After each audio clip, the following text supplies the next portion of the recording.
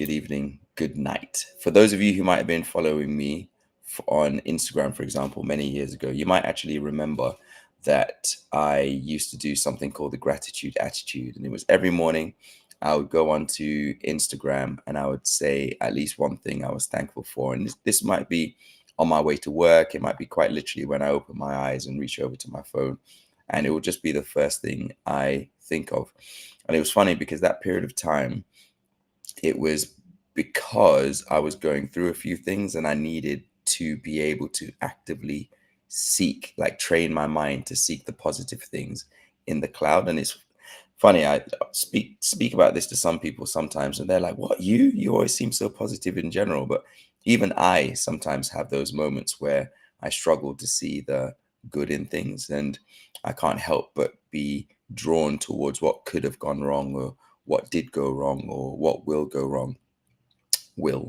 And I had to teach myself out of it, and part of it was that gratitude attitude. And it started off with more as a, and I do this a lot actually with Instagram and social media, is I use them as tools to act as a journal for myself. I'm not good at, but it doesn't really connect with me to just sit and write um, in prose. I tend to find it easier to speak. And so one way of documenting my journey in terms of gratitude was a way by doing those gratitude attitudes.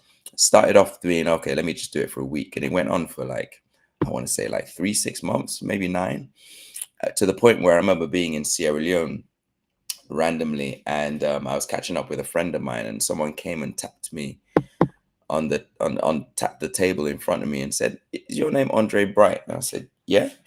This is in Sierra Leone, mind you. And then she was like, "Oh, did you used to do gratitude attitudes?" When I tell you, I was blown away. I said, "What?"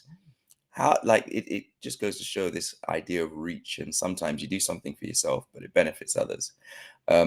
So today I'm doing 5 gratitude hacks to beat burnout. If you're not familiar with what I'm doing or who I am, my name is Andre Bright, and I'm an executive coach. I work with businesses to help plug the holes in their retention bucket. And one of the things I found by working with some clients is that a lot of people are going through burnout, and they may not realize that it's burnout, but all the symptoms are giving them burnout. And burnout is really, if I was to do a really quick short stop, is you have stress, like the tension in your body that's created when you're either doing too much or too little. And over long periods of time, it becomes chronic stress or prolonged stress. That stress, if not dealt with, can lead towards burnout. And burnout can show in many ways. It can be physical ailments like headaches and coming up with rashes or cysts or any kind of thing like that. And you often find it when you go to the medical practices and something's wrong with you, you feel off, and they often give stress as a reason for all these medical conditions. It can have mental show up in the mental realm. So you might be forgetful, you might be find it difficult to make basic judgments, things like that.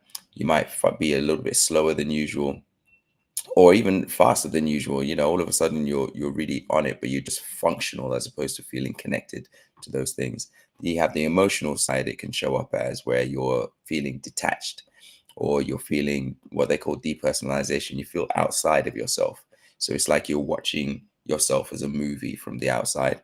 If anyone's seen the movie Get Out, there's a scene where he goes to the sunken place after she does the tea and she taps the cup, and he falls into this dark space, and he can see through the screen what his eyes can see. He can see, he can put he has a perspective of what's going on, but he's completely detached from it. Right? It can also show up as overwhelm. Like sometimes some of the simplest tasks just seem too much for you. There's a lot of ways it can show up for different people. And today I'm talking about how gratitude can help beat that. And these are 5 hacks I've learned over time, because what I found is that gratitude isn't a task you complete. I think socials have made this world where we try and reduce, like, um, for the sake of short form content, reduce quite complex ideas into something that's like 2 or 3 like a minute long, for example, or 30 seconds even. But then what that means is we only really get the surface level, the gist of it. We don't really get the depth. And I think gratitude is one of those things that's fallen through those cracks, because we talk about gratitude as if it's just a task, when it's a lifestyle, it's a belief system, and it doesn't develop by accident. It's a conscious thing. You don't just say, okay, I'm happy for these cups, and then all of a sudden you're a happy person. It doesn't work like that. Gratitude is a lot more. It's a training you have to go through. For me, anyway, it's something that didn't happen just by accident. People look at my perspective and they say, "Oh, wow, you're so happy, and you always see the positive, and you're always looking at the solutions." And I realize that people don't affect you so much, and you seem so resilient. Do you think I just woke up like that? Do you know what I mean? It came through time. It came through understanding myself and realizing what works. And so I'm going to share with you what works with me.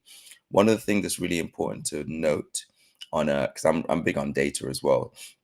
The National Science Foundation found that we average around 60,000 thoughts a day, right? There are other researchers that find more, but I'm just using this as an example. They found that you average around 60,000 thoughts a day. 80% of those are negative. 80% of 60,000 thoughts are negative. This is your doubts, beating yourself up and say you're not worth it, you're not enough, or you could have done better. If someone else had done that, it would have had that result. All that kind of stuff. Oh, why is it always going wrong for me? Oh man, this is I can't do better than this. This is really hard for me specifically. All that kind of stuff. 60,000 thoughts, 80% of them are negative. And then what's worse is 90% of those thoughts are repetitive, which means that we keep thinking those every day, the same negative thoughts. It's like Groundhog Day. You spend, which averages about 45,000 negative repeated thoughts every day. So 45,000 negative thoughts that aren't serving you. The same thoughts are going through your mind every day as you're going through tasks and tribulations and challenges. Imagine how that can work. And then you think to yourself, oh, if I say one thing I'm happy about every day, it's going to change all that. It's going to take more than that. So if you feel like saying three things you're grateful for when you wake up or go to sleep isn't tipping the balance against those 45,000 negative repetitive thoughts, then it's because it isn't. It's not tipping the balance.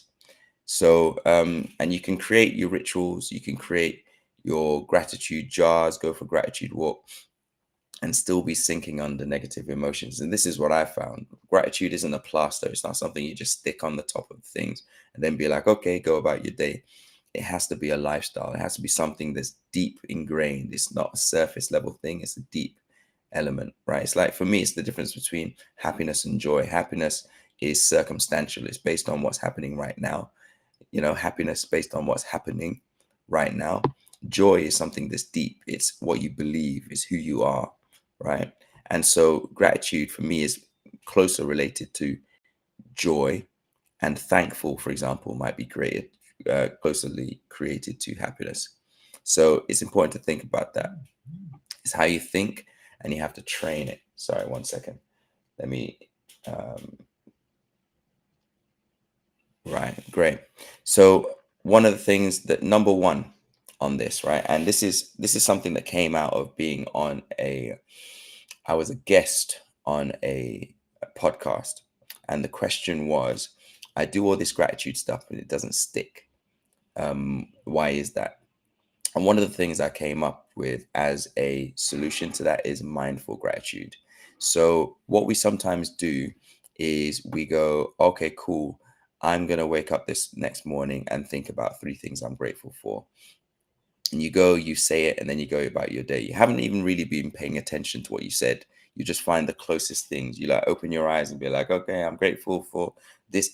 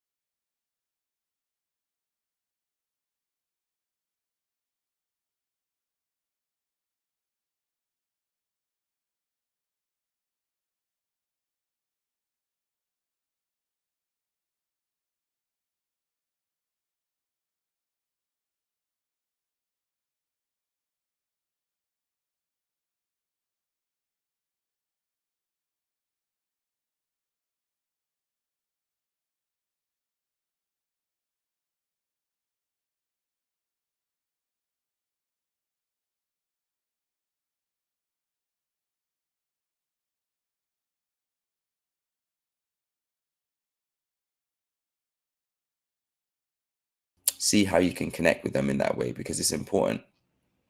It's an opportunity. Can you pull them up? If you had an opportunity, for example, let's say, for example, you got a new job opportunity or something great is happening to you that you never thought possible. Can you pull up the email notification?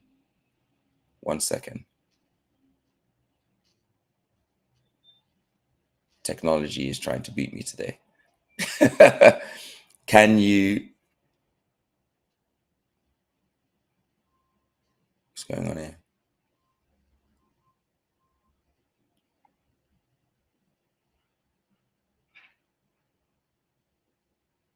Okay, there we go. Can you connect with these things? Can you connect with a person? Can you connect with the thing, the opportunity? Can you connect with it in that moment while you're being grateful for it? Try not to have it as such a separate idea that's just floating around in the ethereal realm of your imagination. Bring it into the present, bring it into context. If you're grateful for it, prove it. Bring it up in front of you, touch it, feel it, taste it, touch it, smell it, right? Number two is the gratitude list. Now, this is something that I heard from someone else, and I tried to do this and I thought it worked. Right? Really practical for those of you who are more logical, and I would encourage you to do it with like real things. Try not to, if you don't mean it, don't add it. Okay. If you're just looking for random stuff to add to a list, don't do this with that. Okay. Instead of three, go for one. And what you're going to do is every day you're going to write one thing that you want to take into your next day, something you're grateful for, and one thing you want to leave behind, something you're not grateful for, something that you want to leave behind, right? And that's actually important as well, because sometimes we're grateful for things, but we're happy for them to actually be away, like in the past. Leave them in the past. For example, I'm thankful for my younger self. I don't necessarily need my younger self to be here in the present. Like, I've grown into a different being now, a different person. But I'm thankful because if it wasn't for that younger self, I wouldn't be the person I am today. So I'm thankful for him, right? But I'm also leaving him in the past, and I'm not connecting him too much, because otherwise I won't continue to grow, right? So one thing you're thankful for that you're going to bring into the future, and one thing you're thankful for that you're going to leave in the past, right? And what you do is that you, with each day, with a list of things you're going to take into the next day, you add to it. And with a list of things that you're going to leave behind, you delete it. So you're always going to have a growing list of things you're going to be taking into the future, and a zero list of things you're going to leave in the past, right? And there's other things, other ways you can apply it as well. If you wanted to, you can also, if you're to choose to keep the gratitude of things in the past on that list, that's fine as well, but it has to be things that you're actually grateful for, things that have happened in the past that you're thankful for, and keep them in the list. But otherwise, one of the things that I do as well, the third way to do this exercise. So the first way to do this exercise is to have a list of things you're grateful for and bring into the future. List of things you're grateful for of the past, but then you delete those because you're leaving them in the past. The second way to do this is to keep the ones you leave in the past and be grateful for both as you go forward. But one of the things that I use as well, which is the third way of doing it, is a list of things that you're grateful for, that you, whether it's past, present, or future, that you're grateful for, and a list of things that you're either not grateful for, or you kind of or you want to leave, like actually leave behind. Okay, so this might be something that happened to you that you're still struggling with, or if this might be something that something not necessarily negative, but something that you just want to leave, and then you burn it. So, for example, one of the things for me is whenever I write something that is going to cause some kind of conflict, something happens to me or against me, I feel the need to write it out sometimes. And the first draft is always me just brain farting onto the page, right? Just blah, blah, blah, blah, and another thing, blah, blah, blah, blah. And it's actually cathartic. It's like therapeutic for me to write it out like that. But then after I write it out and I get it out and I read it and I can see what's actually in there, because sometimes I find out from that exercise what was really bothering me about this thing. It's not just that they spoke to me like this, it's that I thought that I meant something to them, that this is evidence that I don't. And I'm disappointed because I was under false pretenses, for example, which means that I'm now questioning the validity of our relationship. That might be what's really underneath it. Whereas this is cuss me out in front of another friend, right? So when I'm actually sitting about this list, or in general this exercise of writing things out, I'm being present in it. I'm being aware of what's actually going on internally as I'm doing them. One list I'm going to take into the future of things I'm grateful for. One list of things I'm not, which I'm going to delete or burn. Right. So that's number two. Number three, and today, just to recap, I'm going through 5 gratitude hacks to beat burnout.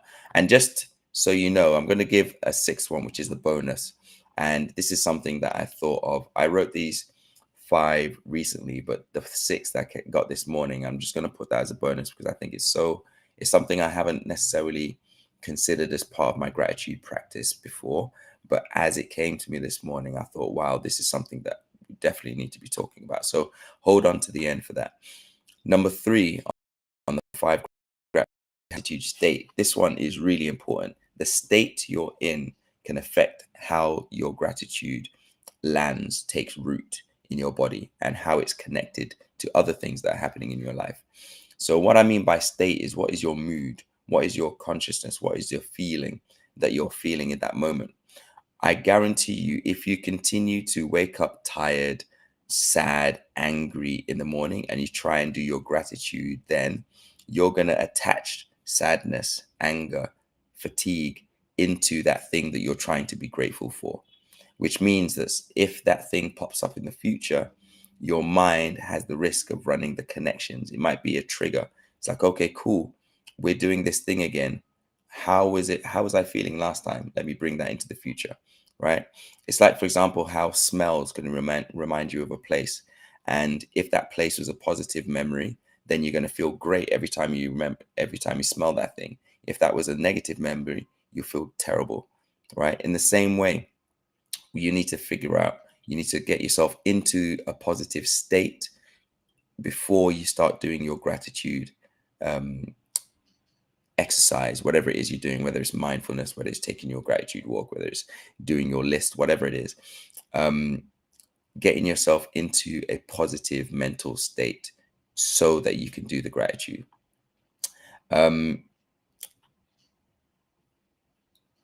Like I said, it risks triggering that state when you think of it in the future. So for example, if I wake up in the morning and I feel drained, but I say I'm thankful for cassava leaves, which is like Sierra Leone's like national food and something at this point. But I'm always, whenever I say I'm grateful for it, I'm always in this kind of like the kind of state. Then what might end up happening is when cassava leaves do come, which is my favorite food, I don't get as excited about it when it actually comes, and I feel drained. And I wonder why. It's because every time I've thought about it, I've been in a negative state. One of to give you an example of this is, if you read when you're just about to go to sleep all the time, and that's the only time you read, what you'll find is that if you pick up a newspaper or you pick up a book on your way to work, you'll find yourself starting to feel drowsy. It's because your brain has picked up a pattern, a connection between that state and that action. So it's really important. If you're doing a gratitude action or activity, make sure it's connected to a positive state, so that whenever you're in that space of gratitude, or whenever you think about that thing, or whether you get into the habit of thinking of gratitude or things to be thankful for, it switches you into a positive mindset, a positive state, because otherwise the reverse will happen. Number 4 is expressing the gratitude. Don't just keep it inside. Okay, cool. I'm really thankful for this person. And then you just go about your day. No, express it. Tell them. One of the things that I really love doing is actually messaging people, like just randomly, and being like, you know what? I really appreciate you as a human. And I think you are one of those underrated people that people miss off, but I see you. I really appreciate the way you do this, the way you hold space for people, the way you listen when I've when I need you, when you listen to other people. I love the way you give. I love the way you love your parents. I love the way you help your community. Like, I think we need more of you in this world, right? Right. Think about that person and write them down, like, and be honest, like be genuine, like really think to yourself, if this person was standing here, what would I say to them? Write it all down. And that's one thing that I found to gratitude is it doesn't just have to be about yourself. There's all the feeling of gratitude comes also connecting it with gratitude for others. But the iceberg, the tip of the iceberg, the cherry on the top is not just writing it down, it's not just thinking about this person, but calling them, letting them know. Next time you see them in person, make sure you have it in your pocket or in your notes on your phone so you can read it out to them. Send it to them by a message. Send them a voice note of reading it so they can listen to it over and over again. You know, connect with them, express that gratitude. Don't just be thankful, show it. And how do you show it? It can be in many ways. You can give, um like I said, you can teach someone, you can mentor someone at work if you're thankful for your business or career. I mentioned about giving and teaching. If you're thankful for being abundant, the excess, express it. It's really important because by expressing it, you multiply it. Gratitude shared is a gratitude doubled. The last one, on the fifth one on today, I'm doing the 5 gratitude hacks to beat burnout. The fifth one is lesson reflections. So this one I found to be really important, right? So when we think about gratitude, a lot of the times we might sit there and think of, okay, what am I thankful for? And you might find some airy fairy thing to attach to. But one of the things I find really pivotal in the way we look at gratitude is not just looking at the things that are going right, but the things that could have gone worse. So, for example, is what are the challenges you've actually been through in your life that you've actually come through? The fact that you're here today, the fact that you're listening, that you're watching, means that you have been through, as in you have completed, you come out the other side of every challenge that life has thrown at you so far. Other people haven't, right? And sometimes you might have found that there was a challenge that you went through that other people didn't make it through. We just got through a pandemic. Not everyone made it, right? So think about those things, like what are the challenges you've overcome and what did you learn from them? Because the other thing about gratitude is not just about being thankful for it, but just understanding how to apply that gratitude in the future to create more reasons for gratitude. How did that change you? How did you become a stronger, more resilient person as a result of the things that happened in your life? What did you think was a weakness that actually became your strength? How have you been of service to people and applied your gifts? What are the things that you did? If I'm a dancer, like in what ways have I been able to express that and use that to my benefit and other people's benefit? How has my expressing my gift impacted others? You know, how thankful am I to be able to have that effect on people? What was the feedback that I got from my shows? What was the feedback I got from my work? I'm good at what I do and I'm able to come in and not really necessarily think too much, but I can be creative. I can solve problems within the sphere of architecture or music or finance or whatever it is I'm into, whatever it is I do. Like there are things that I'm gifted at. How is it that I am able to do this that other people struggle with? And I do it so naturally. I don't even think about it. I have an aptitude for it. I'm able to pick things up quickly. I'm good at, and it's your hard and soft skills, for example. It's your personality. Being thankful for those things, like really breaking it down and adding it to that list we mentioned in number 3.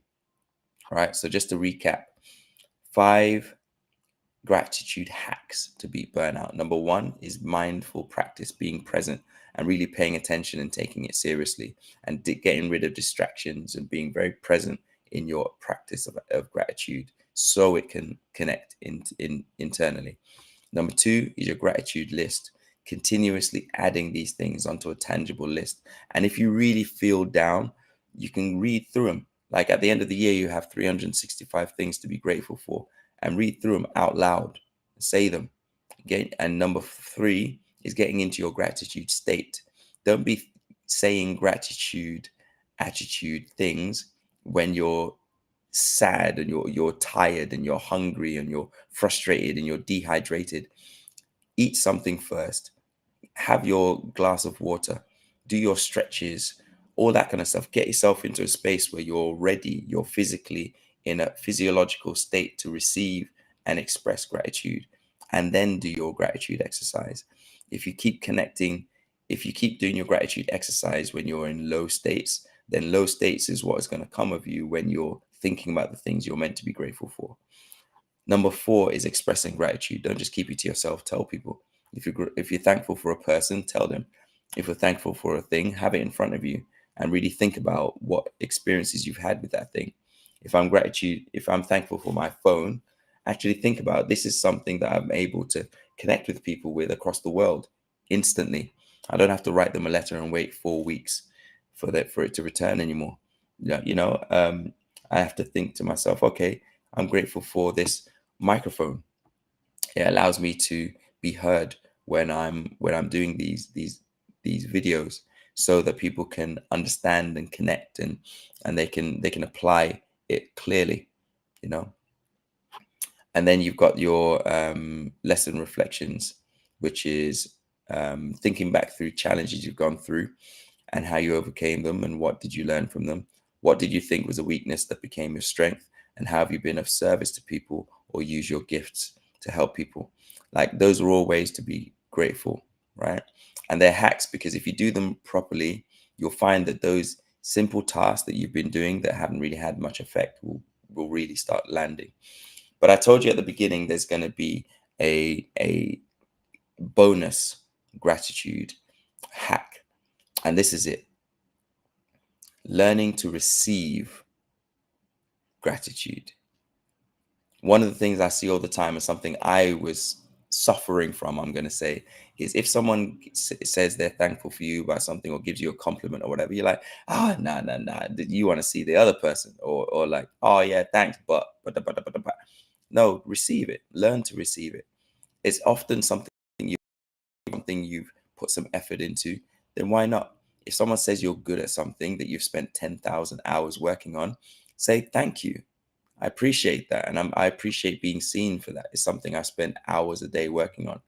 Like I recently was complimented on something that I've been working on in silence, like, so for example, my communication, I genuinely pay attention to that. I try and get better with each time.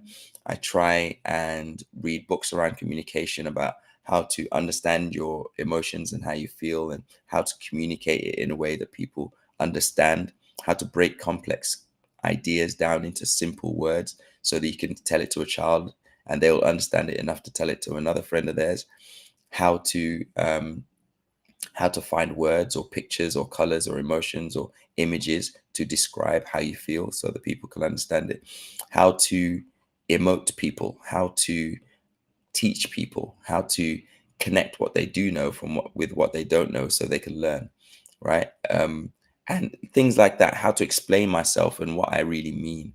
All those things is something I genuinely learn. I read books around it, I listen to seminars on it, all that kind of stuff. And someone said, you know what? They messaged me out of the blue, actually. And I've still got the message in my WhatsApp. I starred it so I can come back to it. They said, I just want to let you know that I love the way you communicate. You're a great orator, and you have a gift of communication. And I really had to stop and be like, wow, thank you, because it's something I'd been consciously working on for so long. Now, the old me would be like, nah, stop, man. Nah, that's you're giving too much praise. But no, I'd actively been working on this. So I said, thank you so much for seeing me. Like, thank you for so much for appreciating that. Thank you so much for paying attention to something that other people miss. It is actually something I'm working on. And if you have any feedback to that I can further improve, I greatly receive it. You know, receiving gratitude is something that I found to be such a brilliant hack, because it teaches yourself that it's okay for you to receive and you're worth receiving. It's validation externally of what you might be building on internally. And I know, obviously, what being gratitude, being gratitude from within is important. That's like the key, right? But receiving validation from the outside to reaffirm what you believe is also important. It's good to be a fortress, but it's also good to be like, oh, actually, this is a gift I'm receiving and I'm going to actually receive it. They've taken their time to communicate this thing. Let me not shun it out. And also, reject, um, when you reject gratitude or compliments, for example, internally, your mind starts to question if that was true. Because if it was true, you would accept it. So what is it about that that's going on that is clashing with what I'm saying I believe and what I'm actually doing in real life? So those are the 5, 6, if you include the bonus, hacks to beat burnout. If this is helpful to you, let me know. Let me know if there's any hacks that you found that really help as well. And if there's anything that you found that you're kind of like challenged with, or if you're like, okay, this seems like it sounds nice, but how does it work in practice? I'm an executive coach, so I offer sessions as well and programs around any of this. Right now, the programs I'm focusing on is around burnout, but I also talk about quite openly different aspects of our lived experience. So if there's something you're working on, if there's a goal, if there's something that you're trying to become, get in touch. Let's have a chat. I'll create space for you. I offer a 30-minute virtual call which allows us to just talk about stuff. I'm not going to pitch anything to you unless you ask. If we get to the end of that 30 minutes and you're like, hey, I'd like to work with you, what does that look like?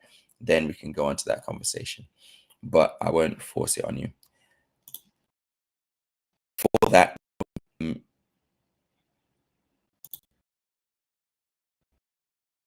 for you to book a call, you can look at this QR code and that one up there, and we can book a session. We can talk about things that are bothering you, that are getting to you, that are that you're struggling to manifest, that you might know what to do, but when it comes to doing what you need to do, you might be struggling. So there might be something holding you back that you're not aware of. That's where I can come in. So thank you so much for your time. Tomorrow we're going on to a completely other topic, still under burnout, but we're looking at something that is another one. So I'm really looking forward to that. Hopefully see you then again too.